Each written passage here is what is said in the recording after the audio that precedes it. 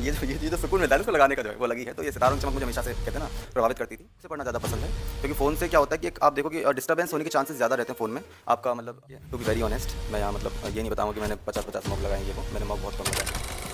उम्मीद करता हूँ कि आप लोग अच्छे होंगे और आपकी तैयारी अच्छी चल रही होगी।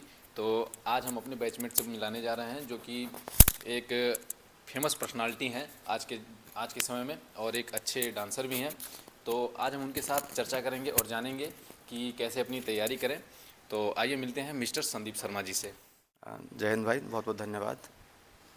तो पहला सवाल मेरा ये कि सर आपने तैयारी कैसे शुरू की और कहाँ से शुरू की?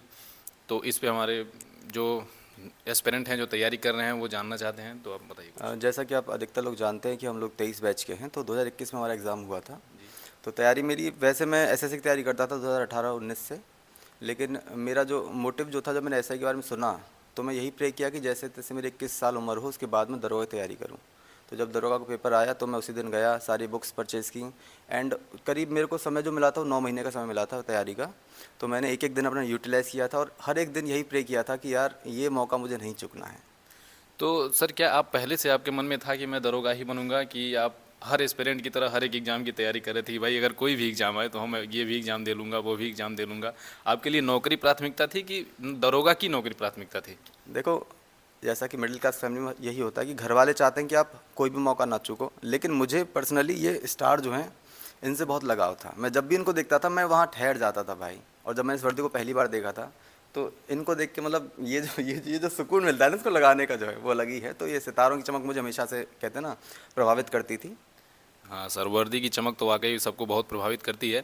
तो आपकी तैयारी का वे क्या रहा कि मतलब आप ऑफलाइन भी पढ़े कि ऑनलाइन पढ़े, कहाँ से पढ़े, कैसे पढ़े, कुछ इसके बारे में कुछ बताइए। भाई मैंने तैयारी जो घर पे रह के की थी, मैंने बुक्स में प्रेफर करता हूँ तैयारी के लिए, लेकिन कुछ ऑनलाइन सोर्सेज भी जैसे जो फ्री कंटेंट आपके पास जो यूट्यूब पे उपलब्ध रहता है, मैंने उसको बहुत यूज़ किया था। तो वो मेरा मिक्स था, मतलब मैंने कोई बैच परचेज़ नहीं किया था, मैंने फ्री कंटेंट जो ऑनलाइन है मैंने वो लिया था। उसके साथ साथ मैंने बुक्स परचेज़ की थी। ये मेरा कंटेंट है। तो मतलब ऑफलाइन आदमी ज़्यादा अच्छे से पढ़ पाता है कि ऑनलाइन पढ़ पाता है? और बुक्स को रीड करना सही है कि मतलब किसी टीचर से पढ़ना ज़्यादा सही है? इस पे आपकी क्या राय है? मेरी राय यही है कि देखो एक यूनिवर्सल फैक्ट तो इसमें नहीं मैं मानता हूँ। तैयारी का तरीका अपना अपना होता है। जैसे मुझे पर्सनली बुक से पढ़ना ज़्यादा पसंद है क्योंकि फ़ोन से क्या होता है कि एक आप देखो कि डिस्टर्बेंस होने के चांसेस ज़्यादा रहते हैं फ़ोन में। आपका मतलब नोटिफिकेशन आते हैं, कोई भी मान लो सोशल मीडिया का कोई भी आपका मैसेज आ गया या किसी का कॉल आ गया तो फ़ोन से जो है डिस्टर्बेंस होने के चांसेस थोड़े ज़्यादा रहते हैं और कहते हैं ना कंसंट्रेट करने का थोड़ी पॉसिबिलिटी कम होती है। तो मेरा प्रेफरेंस था कि मैं बुक से पढ़ाई करूँ, तो मेरे हिसाब से मैं बुक से पढ़ाई करना ज़्यादा बेहतर होता है। आप उसके साथ साथ थोड़ा सा आप ऑनलाइन मदद ले सकते हैं, पर मैंने बुक से ही पढ़ाई की थी। ऑनलाइन मदद मान के चलिए, अगर आपको मैथ और रीजनिंग अगर पढ़ना है तो हमें जी जी लगता जी। है कि आप ऑनलाइन वहाँ से देख सकते देखो हैं। कई सारी चीज़ें ऐसी होती हैं कि जो बुक्स में जैसे मान लो पढ़ने में थोड़ा टाइम लगता है। ऑनलाइन क्या है कि लोग अपनी ट्रिक के माध्यम से या कुछ ऐसे कहते हैं फॉर्मूला ऐसे होंगे या उनका तरीका कुछ ऐसा नया होगा जो बुक्स में नहीं होता है, क्योंकि बुक में क्या होता है कि बहुत ही पारंपरिक तरीक़ों से पढ़ाई की जाती है। और आप जो ऑनलाइन जो देखने को मिलते हैं तो लोग अपने अनुभव के आधार पर जितनी चीज़ें उन्होंने बनाई हैं या जिस भी लॉन्ग तरीके का शॉर्ट उन्होंने मेथड बनाया है तो वो देखने को मिलता है। तो आपको दोनों लेके चलना पड़ेगा। आप किसी एक तरीके पे अगर डिपेंड रहेंगे तो थोड़ा मेरे हिसाब से सिलेक्शन में मुश्किल आएगी आपके में। हाँ, जैसे कि ट्रिकी चीज़ें होती हैं जी जिनको जी याद करना हो तो कोई एक ट्रिक बन गया तो उससे आपके दिमाग में वो ज़्यादा समय तक जी जी मेमोरेबल जी रहता वही है। वही वही। तो प्रैक्टिस का मतलब क्या सीन रहा? आप मैथ, रीजनिंग और ये जीएस, ये सारी चीज़ों की प्रैक्टिस कैसे करते रहे? मॉक टेस्ट का क्या सीन रहा आपके? देखिए टू बी वेरी ऑनेस्ट मैं यहाँ मतलब ये नहीं बताऊँगा कि मैंने 50-50 मॉक लगाए हैं ये वो, मैंने मॉक बहुत कम लगाए हैं क्योंकि मॉक जो मैं लगाता था वो बस मेरा एक उद्देश्य होता था कि मैं समय के अंदर अपना पेपर कंप्लीट कर पाऊँ। तो जब मैंने 1-2 मॉक लगाए थे, जब मैं देखा कि मेरा टाइम के अंदर मेरा टाइम मैनेजमेंट हो पा रहा है, तो मैंने मॉक लगाने को छोड़ के मैंने फिर अपना चीज़ों को सीखने पे ध्यान दिया। क्योंकि मॉक आप जब भी लगाते हैं, जितने भी लोग देख पा रहे हैं, आप शायद समझ पाएँगे मेरी बात, कि अगर मेरे को मान लो आज मॉक लगाना है, तो सुबह से मेरे दिमाग में चलेगा आज मुझे मॉक लगाना है, मॉक लगाना है, मॉक लगाना है। उसके बाद जब मॉक मैं दे दूँगा, तो आप एक थका महसूस करते हैं, एक कहते हैं आज का मेरा काम हो गया है। तो आप जो आज पूरा दिन पढ़ने वाले थे, वो पढ़ाई कहीं न कहीं आपकी छूट जाती है। तो मैंने खुद महसूस किया कि जिस दिन मैंने मॉक दिया था, उस दिन मैं और चीज़ों को नहीं पढ़ पाता था। तो मैंने मॉक बहुत कम कर दिए, मुश्किल से 5 या 6 मॉक दिए हैं अभी तक टोटल अपनी एक तैयारी के दौरान। उसके अलावा मैंने जब भी मैं मॉक देने का सीन आता था तो मैं उसमें पढ़ाई करना प्रेफ़र करता था कि मैं नई चीज़ें सीख पाऊँ और चीज़ों को अपने अंदर समाहित कर पाऊँ, तो ये मेरा वो रहता था। फोकस। तो इतनी सारी चीज़ों को कलेक्ट करना, तो रिवीजन का उसमें क्या रोल रहा आपका? कैसे रिवाइज करते थे सारे नोट्स को? अच्छा, जो भी आप नोट्स वगैरह बनाए थे, या चाहे जो स्टैंडर्ड बुक्स पढ़ रहे थे, उसके बारे में कुछ बताइए।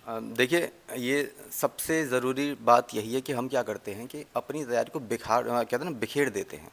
मुझे आज ये बुक किसी ने बताई, मैं जाके वो बुक ले लिया। फिर मैंने किसी और की वीडियो देखी, उसने मेरे को तीसरी बुक बता दी, उसने चौथी बुक बता दी, मैंने चारों बुक ले आया, लेकिन मैं रिवीजन किसी का नहीं किया। मैंने एक बार इसको पढ़ा, एक बार इसको पढ़ा, एक बार इसको पढ़ा, तो वो जो है आपकी तैयारी में काम नहीं आने वाला है। अगर आप तैयारी कर रहे हैं तो आप प्रयास करो कि आपने जो भी पढ़ा है उसको मल्टीपल टाइम आप रिवाइज़ करिए। एक बुक जो मैं बता रहा हूँ भाई, मैं जीके के लिए मैं लेके आया था, अरिहंत की किताब जो थी, अच्छा। वो किताब मैंने भाई डेली पढ़ी है, और करीब महीनों मैंने किताब पढ़ी वो डेली।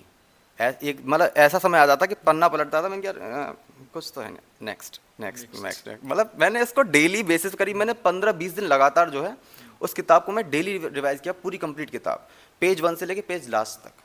तो रिवीजन इज़ मस्ट अगर आप सिलेक्शन लेना चाहते हैं तो। ये मैथ का बहुत बच्चों का डर रहता है कि सर मैथ कैसे आपने कवर किया, चाहे कैसे किया, उसके लिए कुछ आप अगर बताना चाहें तो। देखो, मैथ को लेके मैं खुद एक मैथ का बहुत एवरेज स्टूडेंट रहा हूँ। मैथ में के बारे में एक मिसकंसेप्शन ये है कि मैथ बहुत हार्ड आती है। मैथ अगर आप एसएससी की तैयारी करते हैं तो यकीन मानिए कि मैथ उससे बहुत कम लेवल की आती है। मेरे खुद मैथ में 38-37 मार्क्स थे, तो मैं बहुत एवरेज स्टूडेंट था, कोई ज़्यादा मेरा खास नहीं। मैथ से मुझे सबसे ज़्यादा डर लगता था। मैथ के लिए क्या करें कि आप पहले तो प्रीवियस ईयर का पैटर्न देखें। प्रीवियस ईयर आप जाइए, उसको देखिए, सारे क्वेश्चन पेपर आप वहाँ से देखिए उसको कि क्या लेवल रहा है। उससे आपको पता लगेगा कि देखो मैथ में देखो आपकी सिपाही से लेके और आपको सीजीएल मेंस तक बहुत सारे लेवल हैं। आपको ये देखना ज़रूरी है कि आपका एग्ज़ाम कौन से लेवल में स्टैंड करता है। ना आपको सिपाही वाला स्तर देखना है, ना आपको मेंस वाला स्तर देखना है। आपको देखना है कि आपको दरोगा में कौन से स्तर के क्वेश्चन आते हैं, और वही आप पढ़िए, और बहुत फ़ायदेमंद रहेगा प्रीवियस ईयर अगर आप लगाएंगे तो आपकी तैयारी में। और अब ये जो कुछ दिन बचे हुए हैं, इसमें आप लोगों को क्या सजेशन देना चाहेंगे कि क्या उनके लिए बहुत ज़्यादा ज़रूरी होना चाहिए? और बहुत लड़के ऐसे भी हैं जो पूछ रहे हैं कि सर अब से तैयारी करेंगे तो क्या होगा? इस पे भी कुछ टिप्पणी ज़रूर कर दीजिएगा। भाई देखो, सच बोलूँगा मैं, अगर आप अब सोच रहे हैं तैयारी करने की तो भाई मत करो। क्यों बेकार में दुख दे रहे हो अपने शरीर को। बेकार में पैसा लाओगे किताब खरीदने में, एग्ज़ाम देने में, प्रिंट आउट निकलवाने में, क्यों दुख दे रहे हो अपना? जो, हाँ चलो उस चीज़ को छोड़ते हैं। जो लोग अब तैयारी करना चाह रहे हैं उनके लिए थोड़ा मुश्किल है। दूसरी बात कि 100 दिन की स्ट्रेटजी यही है कि भाई अपनी तैयारी को, जो आपने जिस जिस तरीके से आपने पढ़ाई की है उसको समेटिए, रिवाइज़ करिए, और देखिए कि क्या चीज़ नहीं आ रही है। वो फाइनल जो टच होता है अपनी तैयारी को वो दीजिए, तैयारी को समेटिए, उसको रिवीजन करिए, उसको समाहित करिए अपने आप में। ये मैं कहूँगा आखिर टाइम पे। चलिए, बहुत बहुत धन्यवाद। आपके साथ बहुत अच्छा सेशन रहा। कुछ मोटिवेशन के लिए अगर कुछ कहना चाहें हमारे साथियों को, तो आप कुछ कहना भाई चाहें? शायरी मैं नहीं करता हूँ, मोटिवेशन। हाँ। मोटिवेशन मैं बता रहा हूँ, देखो सुनो, मुझे मत देखो मोटिवेशन के लिए। आप मुझसे सीखोगे या किसी और को सुनोगे, शायद वो कुछ मिनट, कुछ घंटे, कुछ दिन शायद आपके साथ रह पाएगा, लेकिन अपने आप को देखो, अपने घर वालों को देखो। मोटिवेशन लोग ढूंढ रहे हैं, आप मोटिवेशन है। अपने परिस्थिति को देखो यार, अभी तुम क्या हालत है तुम्हारी, और जब दरोगा बन जाओगे तब क्या हालत होगी तुम्हारी, परिवार की, समाज में कितना इज्जत होगी भाई तुम्हारी। जहाँ जाओगे दरोगा जी होगा तुम्हारा। बीवी, बच्चे, माता पिता सब तुम पे गर्व करेंगे। आप कहते हैं ना, आप अपनी पीढ़ी बदलोगे, अपने बच्चों की पीढ़ी बदलोगे, वो मोटिवेशन है। अपने आप को देखिए, मोटिवेशन वही स्थायी है। ये सब जो है, ये सब कुछ दिनों का हो सकता है, पर ये अपने आप को टेम्परेरी। देखेंगे वो स्थायी रहेगा। सही बात है सर, बहुत बहुत धन्यवाद। और इन्होंने कहा कि परिस्थितियाँ ही सबसे बड़ी मोटिवेशन होती हैं, इनके कहने का मेन सार यही है। तो सही बात है सर, आप लोगों का जो परिस्थिति है ना, परिस्थिति से बड़ा कोई मोटिवेशन नहीं होता है। देखिए, कोरोना में लॉकडाउन लगा था, तो लोग महाराष्ट्र से, बेंगलोर से पैदल आ गए थे। लाखों लाखों के पैकेज जिनके थे उनकी नौकरी छूट गई थी। छूट गई। और जो सरकारी वाले थे, जो हम जैसे जो फ्रंट लाइन जो वॉरियर थे, वो अपना काम कर रहे थे। तो आपको एक तो आप समाज की सेवा कर पाते हैं, प्लस अपने परिवार के लिए, अपने देश का, अपने समाज का नाम ऊंचा कर पाते हैं। तो ये बहुत इम्पोर्टेंट चीज़ रहती है।